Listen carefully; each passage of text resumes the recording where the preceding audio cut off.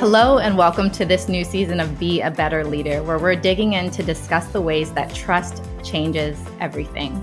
I'm one of your hosts, Dr. AJ Lee, and currently serve as manager of customer success and a learning and implementation strategist here at FranklinCovey. Now, it's clear that our level of trust can affect the way that we communicate with someone, but it's easy to underestimate just how impactful that can be, in either good or not so great ways. Trust can facilitate the efficient transfer of information and knowledge, and a lack of trust can also cause that message to just get lost.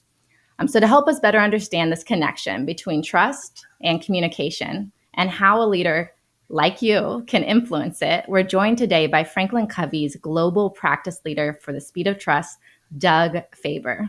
Doug, so thrilled to have you with us today. Good morning, AJ, and good morning to everybody out there. It's so great to have the opportunity to speak with you today. Yes, absolutely. And communication is such a big term when we're talking about business and how we're interacting with others. I know many even think about communication as a person's message and just simply the words that are coming out of their mouth. Data shows that might just be 7% of how someone's actually communicating, right, is the words.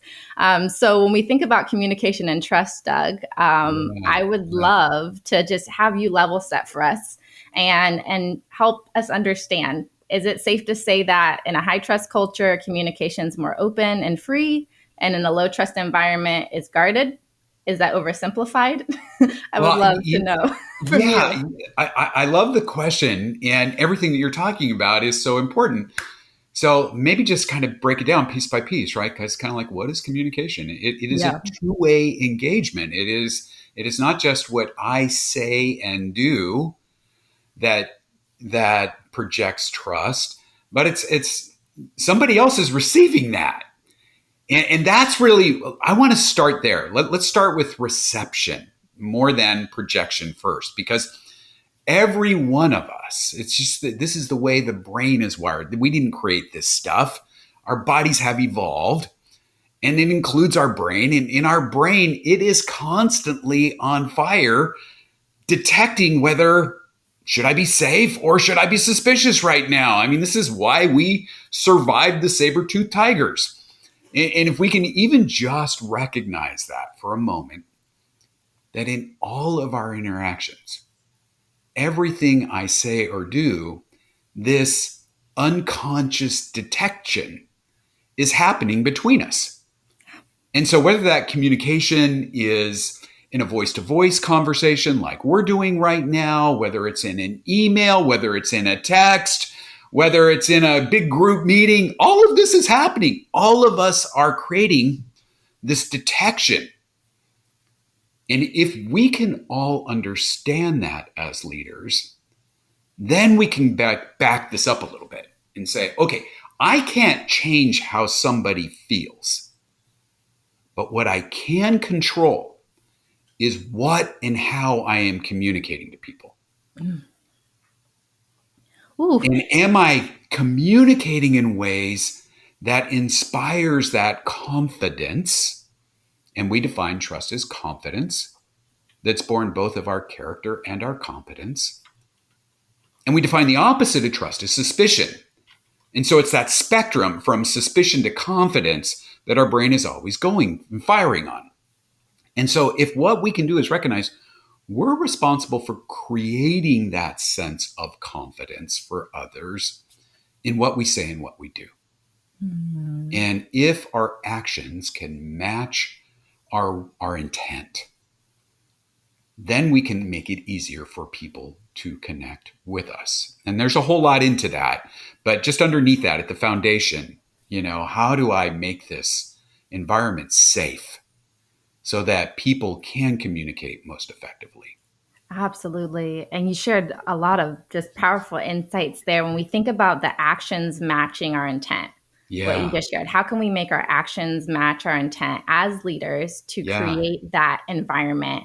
And I would love to dive a little more deeply into those environments that might feel like they're more low trust, or we feel suspicious and we know that someone does. There's that perception versus reality happening. what type of environment, what do we see in those types of Yeah. environments typically? Uh-huh. How do we feel? And then what are some consequences of Yeah. staying there for too Yeah. Okay, long? great. Yeah. So let's kind of use an example in that one where we're talking about maybe somebody's intent is really genuinely good, but unfortunately, something about their actions signals something else to Mm-hmm. people. Okay.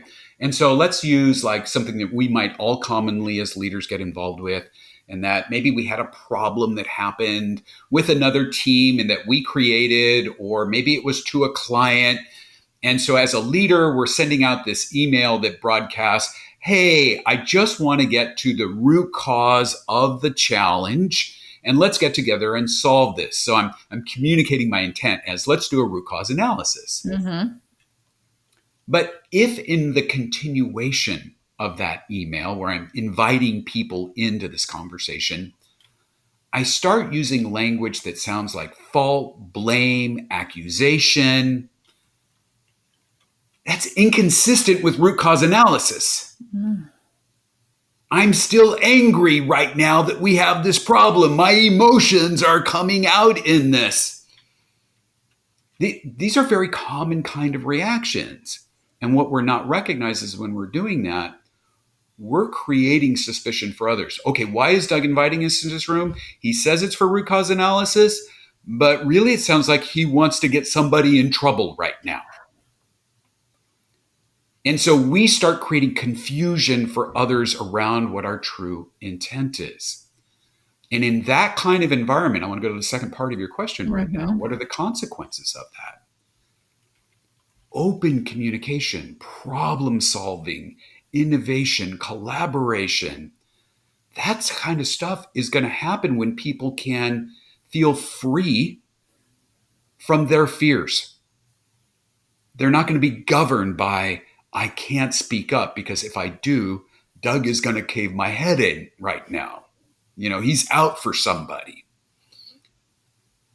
If what we can do is act in ways that are consistent with that messaging, this is where we say trust is both a combination of our credibility, Mm-hmm. and we reveal that credibility through our behavior. Others experience our credibility that way, our believability in how we show up to them. It's when we align our behaviors with our credibility that we really do create confidence for others, that we can create that open environment where people can lean into the conversation and share their best thinking without fear of retribution or maybe being made fun of or, the other things that govern fear for people. Mm-hmm, mm-hmm. And I love the example you shared, Doug, because you went from like written communication, which I think Yeah. we take for granted how Yeah. important it is to think through our tone of how Uh-huh. we're Yeah. communicating and taking that moment of pause before we type, all the way to, okay, when you're in the room, how do you create through the Yeah. conversations and interactions that trust as well? Um, is there any advice you'd give to a leader that finds themselves often reacting to those Yeah. types of things that are happening, Yeah. and maybe quick with the fingers on the text or the Yeah. type, Uh-huh. Uh-huh. and low on the context Yeah. to the why of that and that Uh, intentionality that you're speaking yeah. to. And that's that you just said the right word, why. Mm-hmm. Why am I responding right now? And what kind of a response am I expecting really? The first thing that I always encourage people to do in response to a question like this is, hey, take a deep breath and let it out. Can you walk away from the computer for a moment? Can you walk away from your phone for a moment? Literally walk.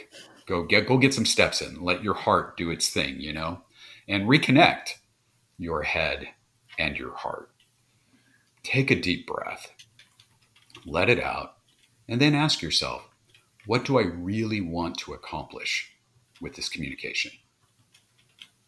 And then the next level, why do I really want that? And, there's a process that's known as the 5 whys in quality processing, and get to the root of your issue, because let's make sure that you're really communicating what you truly want to communicate.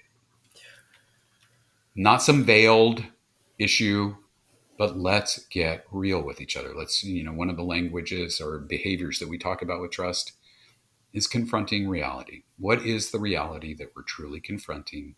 What's my intent and the reasons why we're getting to this? And let's be openly transparent. Let's not have people wonder what we're up to, because when they're doing that, they're often filling in stories because we failed to create the right storyline. Yeah. So there's a lot there. There's a lot there. There's a lot there. And I hope if you're listening to us and you're taking notes, I hope you're writing down some of these nuggets that Doug is just dropping, because it is a situation a lot of us as leaders find ourselves in. I know myself included. I've heard stories of friends like where you're just moving so fast. It's easy to not even realize you're creating a low trust environment. I want to touch on something you just said. It's so powerful, right? We all work so quickly. I really don't think any of us as leaders are trying to create untrusting environments. It's just that we're leaving. We pay the consequence of not being intentional. And we talk about intent as being one of the four cores. If we had the opposite of the four cores, unintentional would be the opposite there. And sometimes, there's the speed in which we're doing things consumes us. And I don't know about you, but I think I can write pretty well. And I look at some of the emails I sent like 3 days ago, and I'm like, once it took me 20 minutes to construct. And I'm sitting there going, what was I trying to say? What did this poor person actually read and interpret from that message? And I can write. So, there's just, there's all this byproduct that happens when we're not considerate. It's so good. So good. And a lot of it is putting ourselves in the other person's shoes, right? And understanding how they're going to receive the message. That's the heart of what you've been sharing as well, right? Yeah. We have to think about how we're communicating it and then how it's going to be received. Why am I delivering this message? Yeah, exactly. What is my intent? Using that kind of language so somebody else doesn't ascribe an intent to me because I'm not being clear. Yeah, for sure. So when we think about communicating trust in these various ways, we've talked a little bit about the framework and the foundation of how we would go about just being even more proactive in how we're displaying trust in our everyday interactions. Could you help the listeners understand how they would move through the full framework to communicate trust to their teams? Yeah, well, sometimes it's just a matter of communicating that that's what you want, right? Our framework of trust, again, just back through definition, it's trust is built of our character, which is comprised of our integrity and our intent. It's comprised of our competence, which has our capabilities and our results. And we reveal those through what we call the 13 behaviors of high trust. Now, a lot of those include things like things we would expect our grandparents would have taught us. They feel like common sense kind of things. Things like speaking truthfully and demonstrating respect and showing loyalty as examples. Righting wrongs when we make mistakes. How do we recover from our mistakes? And those are all character attributes, right? So do we model the very attributes as leaders that we expect of our teammates?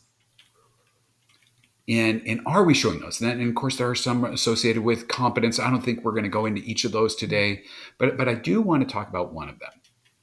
To create real trusting environments. And it's drawn from a statistic that recently came out that said employees who say their managers are always willing to listen to work-related problems are 4.2 times more likely to strongly agree that they trust the leadership in their organization.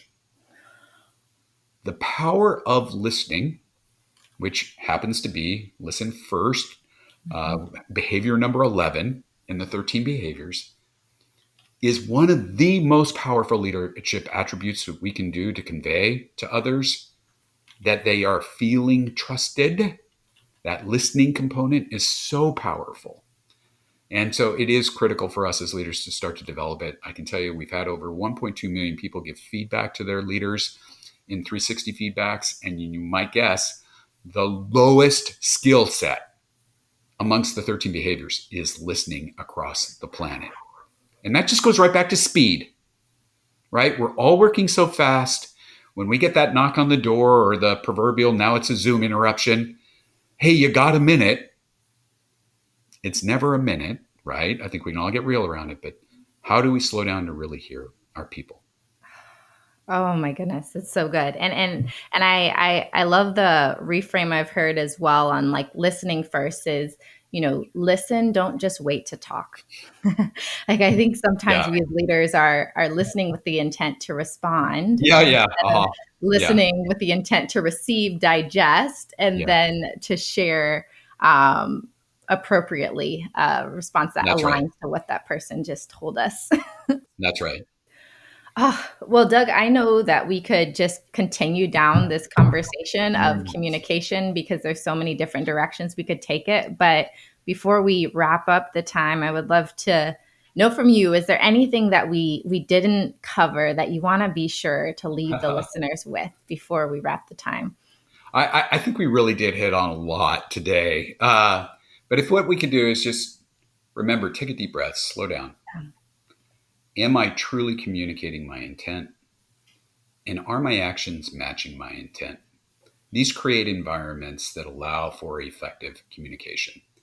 And as you do it, you're actually modeling and teaching your people to do the same thing.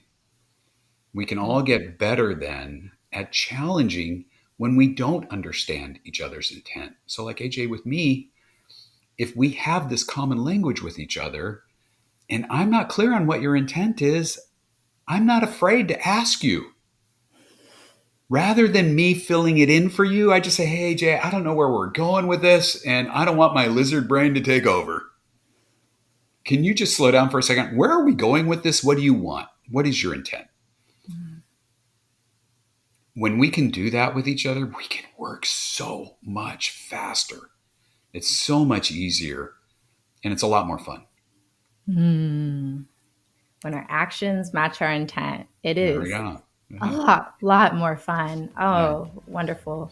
Well, Doug, thank you so much for just your wisdom, for your insights shared. And for those of you listening, we can continue to build upon these resources. If you want to learn more tactics to improve your own communication, we do have a free guide that talks about 6 communication skills that you can use to build trust and continue to inspire your team. You can find a link to that in the show notes or even visit FranklinCovey.com for more information. Till next time, I'm Dr. AJ. Take care and let's continue to get better.